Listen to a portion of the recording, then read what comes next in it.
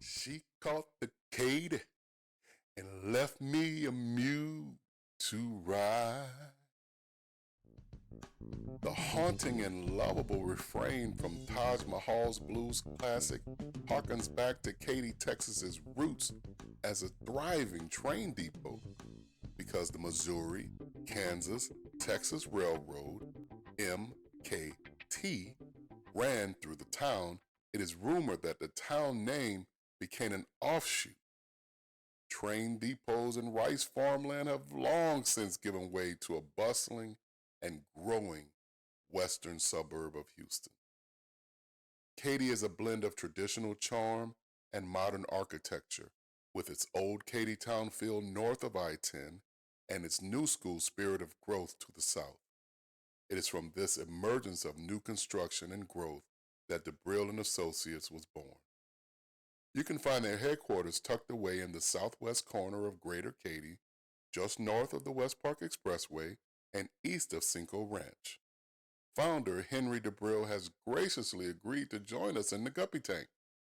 Leadership and service is the rallying cry for Henry and the Debrill and Associates team. Like a modern-day philosopher of political affairs, Mr. Debrill can advise you on the most current legislation and how it affects not only your home life, but also your business. Let's join in and learn together. Hear ye, hear ye. The Honorable Henry Debril now holds court. All rise. Guppy Tank, as always, is sponsored by Novel Construction for all of your pavement marking and traffic control needs. Novel Construction, excellent traffic management delivered. So, man, thank you so much for joining the Guppy Tank. I just want to, let's start at the beginning. I mean, I know you're from South Louisiana, and what does that mean to you? Well, man, that's heritage, my man. South Louisiana is a unique place. I know my wife is from here in Texas. When she goes home with me, she tells me she feels like she's gone to a different country. And it is, dude, I remember the first time she came home with me and I'm passing by this car on the road and I wave and she's like, do you know? I'm like, no, we just wait. We just freaking like that. And so we drive up to my mom's house and I blow the horn. She's like, why are you blowing the horn? To let them know we here. We have those type of small traditions in South Louisiana that are fabulous. I mean, people think about the food and the Mardi Gras and all this other stuff, but some of those traditions that are just the friendliness is incredible. My kids recently went home with me because we have a land project we're working on, and two of my kids, my youngest son and oldest daughter, went home with me. And I told her, when we go into Lowe's to buy this stuff, people are going to say hello. They don't work at Lowe's. They're just residents of Lafayette, and they're nice like that. So don't be surprised. Yeah. And sure enough, people are like, hey, how you doing? You know what I mean? And they just love that experience. So South Louisiana is a special place. And as you're talking about it, look, if you wanted to get in trouble, you fool around and not speak to somebody. Oh yeah. I mean, you could really get it.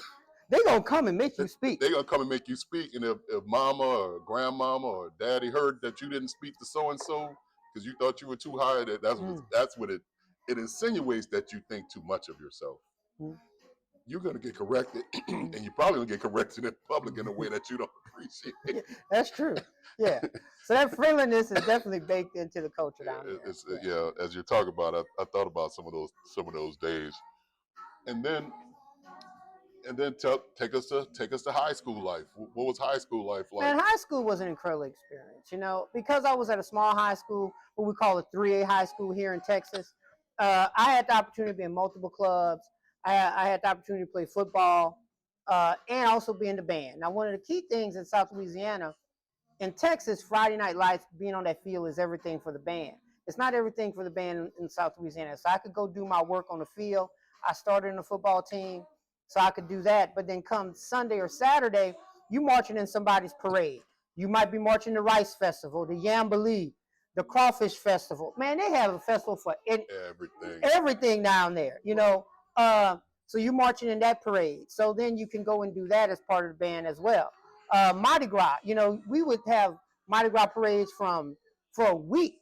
So we'd be able to do that type of stuff as well as concert season and stuff. So I got the opportunity to play football, contribute, and do that, which was an incredible experience.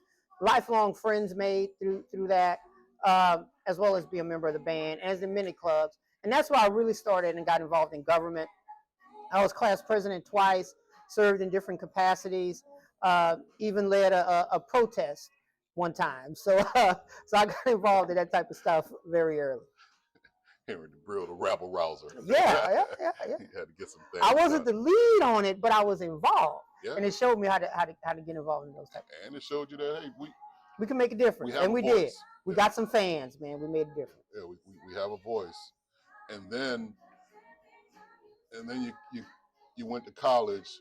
Were you in? Did you do any student government? Yes, I did. Okay. Yeah, I was class president a couple of times again. Then I got appointed to Chief Justice of the Supreme Court, which, although I don't have a legal background, out of the student government Supreme Court, and that's why I learned the power of the judiciary, because we would deal with debate, things between students and stuff like that, or different organizations that were under the student government there at Northwestern State, and that decision was pretty much final. And I'm thinking, dude, these courts got a lot of power. People don't think about that. And so that was definitely a learning curve. So I was involved in student government while I was at Northwestern as well. Fantastic. Didn't lead any protests though. Right. Your protesting day. Well, hey. They weren't over. They were put on pause. Yeah, I was about to. Yeah, things were good. There was nothing to protest. Yeah, we may. Who knows? We may be coming up into a season where we have to protest again. So, if you like our content, go ahead, hit that like button. We're working hard for you. You see the sweat? That's from hours and hours of editing through the night. Like, subscribe. God bless. Now, thinking about entrepreneurial pursuits, do you think that your upbringing, kind of farm upbringing, rural upbringing, you had to go out and get it literally go get it from the dirt? Did that inform? It did. It was all around me, man. I told a story about my mom. My mom could barely sign her name. I think she left school like in the 3rd grade to help her parents on the farm. But she had delivered a farm to table pipeline with her sisters here in Houston.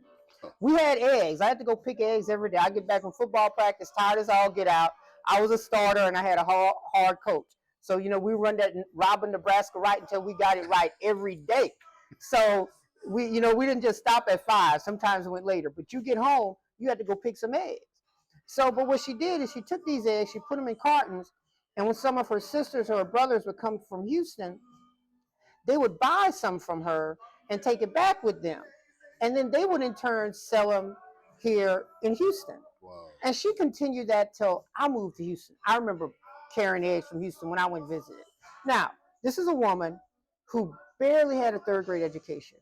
It was hard for her to basically sign her name. But she developed this small business around these eggs. Now, today, we would call those eggs free-range organic eggs, because they literally, the chicken roamed around the yard and laid the thing. Those are those expensive eggs at HEB. Yeah. You know what I mean? Yeah. So that's where I think that came from. My stepfather, he had the farm, but he also had his own small business. My grandfather, always had different things going on. So it was all around me. Understanding the basics of that. Yeah. It was how I was brought up. Yes, it'd be a very lucrative business today as expensive Oh yeah, eggs. If I would known, I would have been like, we better keep those chickens. You know what I mean? Right. My dad, we had cows. We would kill a cow, fill the freezer, sell the rest. So it was always there.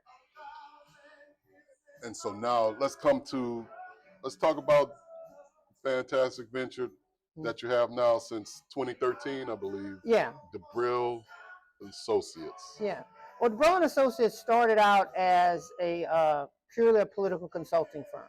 And again, that was almost accidental. I was on the school board in Katy, and people asked me to help them with their campaigns because I had won. I was the first minority ever elected to the board, so I guess apparently that was it is a big deal.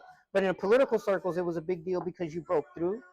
Uh, and I would help them, volunteer, do whatever I can. And then it came to a point where people actually began to want to pay for those services. Yeah. And I began again look at that as what hole is missing. Right. And the hole that was missing was the type of service that your up ballot candidates, your congressional candidates, those type get before your down ballot candidates. When I say down ballot, I mean like judges, county commissioners, those type of people who we may not know them personally, but they really are active in our life on a daily basis. Yeah. So I focused on those down ballot candidates and what type of services we could bring to them, and just really built it around there. So that's what we're interested in the Guppy Tank. I mean, it's starting. So how, like, what did you do to start Debrill and Associates? How much money did it take? Like, what do you need? Well, dude, the way I was brought up, you go out there and you hustle. I'll be honest. I started while I was working, got a few clients. Obviously, they weren't enough to pay the bills. Did services that I could provide, didn't expand to those that I couldn't, and then slowly began to grow. I mean, I remember a time I was working 3 or 4 jobs, doing different things, just trying to build that business until it could take care of me and my family on its own. Right. So I would say to anyone, yeah, if you can go out there and you can get a loan, that's great. But not everybody can go out and get a loan to do that type of stuff. So you got to have your family behind you, A. And then secondarily, you got to be willing to work. You got to be willing to say, hey, these other jobs are just paying the bills until the until the business takes off. I think most of us have stories like that. I talk to people all the time. I'm like, you keep doing your other job, do this one on the side. We can't be like, let me go try and get out. Let me go take this big loan out and risk it. Because what also that did is it limited exposure to me if things didn't work out. Mm-hmm. So that helped a tremendous amount. Yeah, so you would think, I mean, so to be a consultant, what are you thinking? It maybe 5,000, 10,000 to start up? I mean, you need a website and first of all, you have some expertise. You know what I mean? If you want to get in that. So, yeah. And I would say whatever you're doing, if people aren't currently asking you for help in that, then maybe you don't need to be a consultant in that. Develop some expertise. Okay, once you develop some expertise and people are honestly asking your advice in something, then yeah, you want to start up, you want to get your, 10, 15 grand, you get you a good website, get all your collateral done, and get a little advertising out there and start doing some business, getting some clients. But first of all, you have to make sure in the consulting area that you actually have something that people are asking and are willing to spend money to do, to have. And I'm gonna tell you, and I checked out your website, and we're gonna put the link, of course, in the comments. But fantastic website. I love the story. You have the about us part, and then you have some future prospects, and then you had those videos. I enjoyed those the commercials that you had on it. Those were fun. But yeah, fantastic website, and we'll share it with the Guppy Tank for sure. So what was so tell me about one of your favorite campaigns that you worked on, and what was the result? One of my favorite campaigns. Wow. I would think one of the most interesting ones was here in Fort Bend County, our current county attorney, Bridget Lawson-Smith. Okay. Bridget's campaign, there were some attorneys and some people in DA's office was like, Henry, we really need you to help this woman win. And so we began, but then COVID hit. Wow. And COVID caused us to have to change a lot of strategies. We couldn't knock on doors the way we used to knock on doors. The hand-to-hand was gone. That was gone. Yeah. The face-to-face was gone. So we had to make adjustments. And the challenge of making those adjustments through COVID was definitely a learning curve, but it was an experience that I'll never forget. And then that also caused me to look at, you can't put all your your eggs in one basket, so to speak. And that caused me to open up Debrill Media, which does basically some of the same things we do on the campaign side, but for different companies and corporations, focusing more on digital products as well as video. We shoot television commercials. We work with Comcast. We can place commercials directly on streaming or cable now. Okay. So we work in the public sector, so to speak, not just with the political. But I think Bridget's campaign, it challenged us to look differently at politics, but it also challenged me to look differently at my business and diversify to go more into some of the corporate world. Yeah. And she won. And she won. She's our county attorney today. She's doing it. You know, if she sees this, she gonna be upset I said it. But I'm trying to get her to run for something a little higher because she is dynamic and would make a great attorney general of the great state of Texas. and she may be upset, but if you see that thing in her, and if clearly the citizens saw enough in her to vote for her, we probably do need her in higher ranks. So I'm gonna go in and I'm gonna back my brother's claim and say, the Attorney General for the great state of Texas. Go ahead. Go ahead. We need you. We need your help. Talk about now about the low point. Like, what was there ever a point with Debrill and Associates, or maybe going back to the farm, or just any entrepreneurial pursuit that you've had? Was there ever a point where, I mean, you cried at night, you wanted to give up, things weren't happening the way you wanted them to happen, and you almost gave up? Well, I think, again, I'm gonna go back to COVID, because, you know, in the political arena, when you have the season of campaigning, that's when you make most of your money. That's when your retainer is coming in on time. That's when you're doing a lot for the candidates, so you got some good cash flow, that type of stuff. But when COVID hit, that stopped. And I'm like, is it time to look at something different? You know, growing up, I kind of wanted to play it safe. You know, my dream was to have a good paying job with a corporation, until I kind of got that and realized they paying me good because I'm making a whole lot more money for them, and I could be using these skills to make money for myself. But at that moment, I considered, should I go back and do something that's safer? But at the same time, I looked at, okay, let's start maybe doing something for corporations, and that's where we went into the corporate world and started doing it just for normal businesses. Right. So I think at that time of the low point, if you go deep, it may spur you on to do what is next and whatever you need to do to get your business successful from there. And everybody keeps saying the same thing. It's like when things were the darkest, it's almost like that's when God steps in. That's when you get inspiration, you get a new idea, a new way of doing things, and then after that, your business takes off like it never has before. Yeah.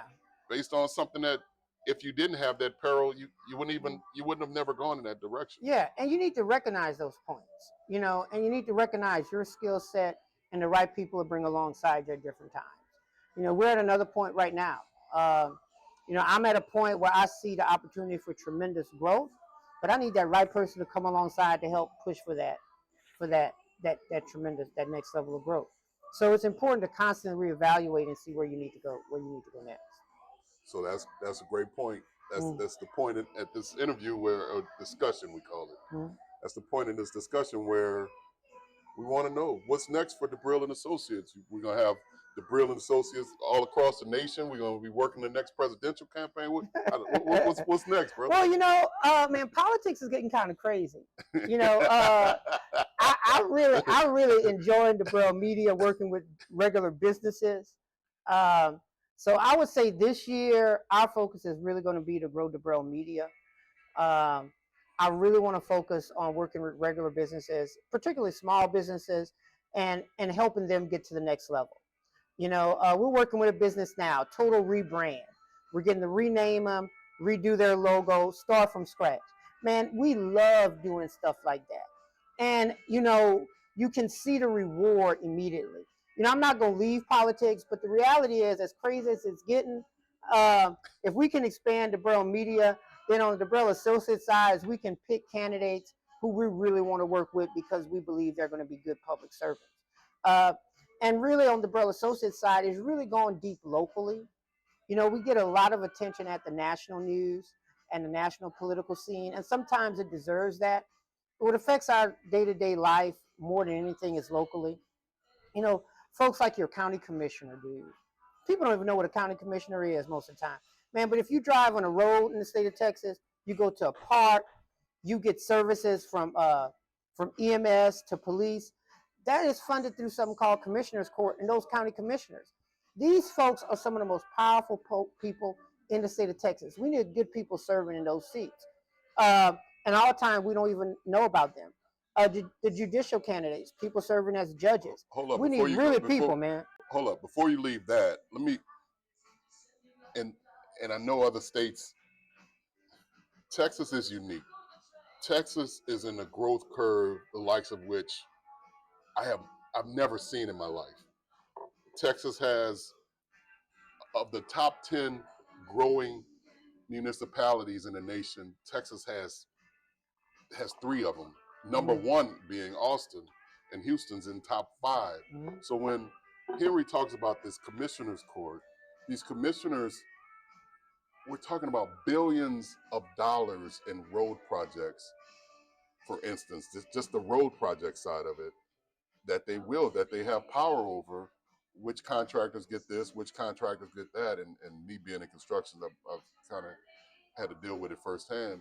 So when Henry talks about the power of these local, I just want you to understand the scale. We're not talking thousands of dollars. We're talking billions of dollars. Now I'll tell you one story about a county commissioner while I was on the school board. And I think I told you this story before, but I'm not going to say the person's name, okay? This was a county commissioner, and I was on the school board. I was the board vice president while we were building the new stadium in Texas. For those outside of Texas, Friday Night Lights is real, okay? We had just, we're about to complete the construction of a $70 million football stadium. That's right, for high school football. And the opening game was going to be between the Katy Tigers and the North Shore Mustangs. Again, if you outside of Texas, this is the first game of the season is a state championship matchup. These two teams are at the highest level of high school football. And the game was set, everything was good to go. Stadium was on schedule. County commissioner called me and the board president didn't want to talk. And county commissioner basically said, you know, looking at the traffic at this stadium, we're going to need some more turn lanes. We're like, well, we already got turn lanes. He's like, we're going to need some more turn lanes. And they're going to need to be there before this stadium is cleared to open. Because the county commissioner got to clear you to open. Okay? And basically, we had to install 3 new turn lanes at over $1 million each to get this thing open. These people have tremendous amount of power. Yeah. And the reason, look, the reason that those turn lanes cost so much, I know you're probably like, why is it? You got concrete involved. First of all, you got dirt work involved. You got to bust up. You got demolition involved. You got to bust up the area where it's going to be. Then you got to prep work, inspector, engineering work, concrete work. There's a lot that goes into these roads. So when I tell you, this is just one facet of local government that Mr. Debrill is talking about here. This is one facet, commissioner's court, and we're talking this new stadium. The school board had to expend millions more dollars for a turn lane, and they could not. The stadium would not have been open without it. This is the power that some of these elected officials and a local level weave. So tell me, all right, give us some numbers, Henry, because I know you know them. Thinking about local elections. What's a typical? And Katy, what's a typical turnout you do it for Katy ISD? For a Katy ISD, yeah. Katy ISD election, we probably have somewhere 100 and some thousand registered voters. We'll get 10 to 15,000 people turn out for a Katy ISD election. Guys, those people affect your life so much more than the President of the United States. Okay, the Katy ISD budget currently, last time I checked, is over $1 billion. Okay, where Katy ISD drops a school, community development is going to happen. You're going to bring restaurants in. You're going to bring gas stations all around that school. Roads are going to have to be opened up and widened in order to supply that type to deal with that. Where they decide to spend money on different projects, how much they decide to take care of their teachers with different benefits and that type of stuff. So when your local school district affects your life a whole lot more than you think. Same thing with your local city council. You know, your local city council affects your life tremendously. So those local elections are very important to our day-to-day life. Yeah. Tell us about. I know you were.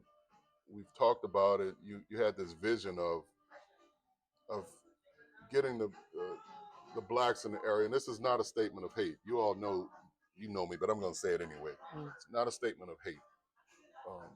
If I were to say that, if I were to get all the well lovers together, you wouldn't even bat an eye at it. Well, I'm not a well lover. I'm a lover of black folks. So when I think charitably, firstly, I think about what I think that has historically in America been the least of these. So I think about how can we cultivate and help black folks. This is not a hatred of any other folks, but this is the love that I have for my people. Now, that being said, I know, hearing that you've had some vision, some thoughts about how can we cultivate a think tank or some kind of power behind the local black professional and non-professionals here in Katy. Did you want to kind of talk about I'll some talk of that? about that. If you look at the Katy area is a normal suburban area, but growing incredibly fast. The zip code we live in, 77494, up until recently was the fastest growing in the United States. We got a lot of black professionals moving to this area, but we're disconnected, man. You know, when my kids were in school, I would see them in the football stands. You know, but we're disconnected. We don't know each other, and I believe that it's important for us to begin to form community. Um, Not simply because we're black, but because of the things that we have in common and the common struggles that we need to overcome. So with that, we've brought a small group together to start working on that. Some of the things we want to do is, one thing is just and have a social network. A lot of times we get together because somebody's in trouble, or we got to try and raise some money to help somebody out, or raise some money to maybe help some kids out. And I'm all down with that. I'm board president of a foundation that gives money to scholarships to help kids out going to school. That is very important. But just get together as African Americans in this area and network and be together. Have fun around big days like Juneteenth. Just come together and socialize, get to know each other. From there, there's a lot of us out here that are small business owners and medium-sized business owners. We need to come together and begin to network our businesses and see how we can help each other out. If there's some synergy that can come there. You know, one big thing in my firm is white labeling, right? White labeling is where you do a service, but you may contract it out to somebody else as an actual that comes under your brand. Can we do that for some of these things and create some synergy? You know, we're talking about county commissioner to get some of these bigger contracts with some of these government government entities. You got to show capacity. Well, white labeling is a way to show capacity, to show that you can come together and build that. So maybe we can do that as a black community. Looking at things that's going on in our food. I mean, you know, our food is not the healthiest, dude. You know, we're talking, when we started, before we went on camera, we're talking about these tariffs. The reason certain countries don't buy stuff like our meat and vegetables is all of the crap we put in them. And they don't want their citizens to have that stuff. So I'm looking at things like, hey, can we help black farmers out and buy from them? Now, anybody can be part of the co-op. You ain't got to be black.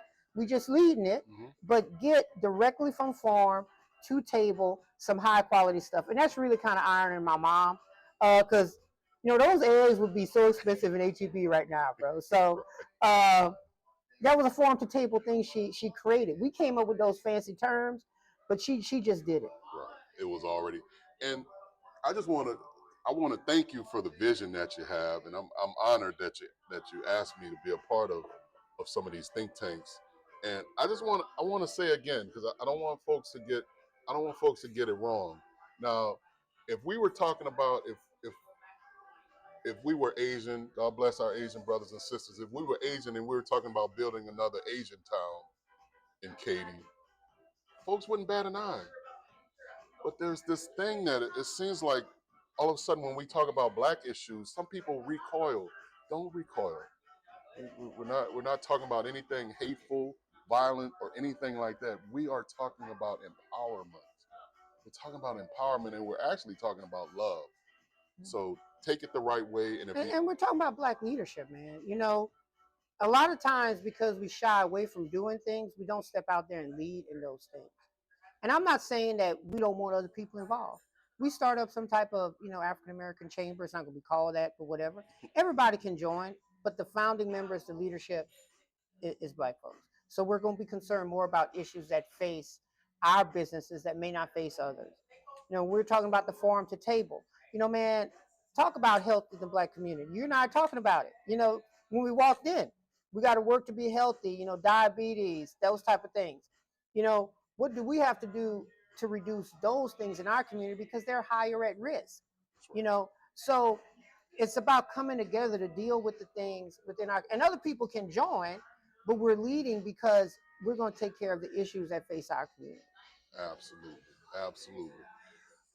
With that, I just want to ask an all-encompassing question. Is there anything else that you want to discuss that I didn't get a chance to discuss? Well, man, I want to talk about your run for school board because, that's when we met, okay? I was running for re-election and Carlos was running. How you gonna just? Well, because man, I just want to talk about it because, dude, a lot of people don't step up to do that. Yeah. You know what I mean? And we need to understand the importance of the courage to step up to do that, even if you don't win. Yeah. I had the privilege of busting through and winning and serving 2 terms.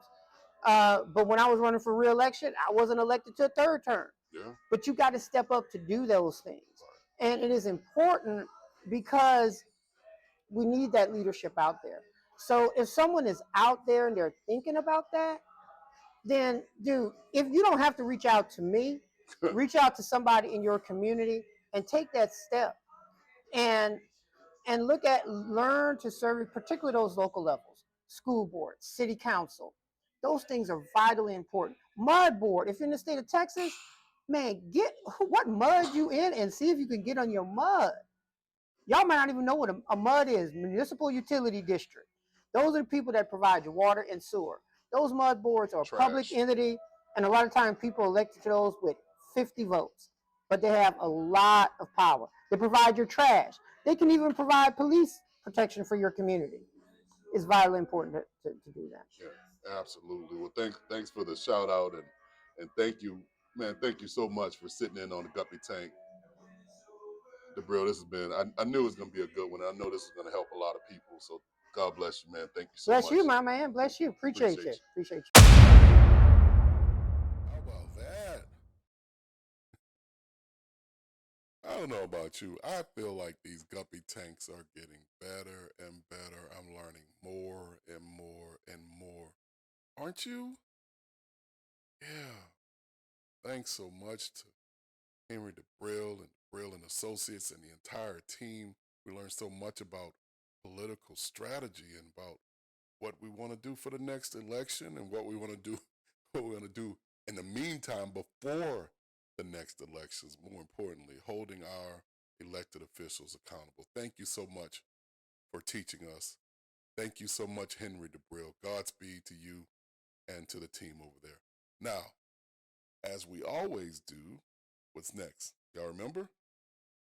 Yeah, next we got to do our 3 goods and a should. This is our way of summarizing what we've learned today. 3 goods and a should.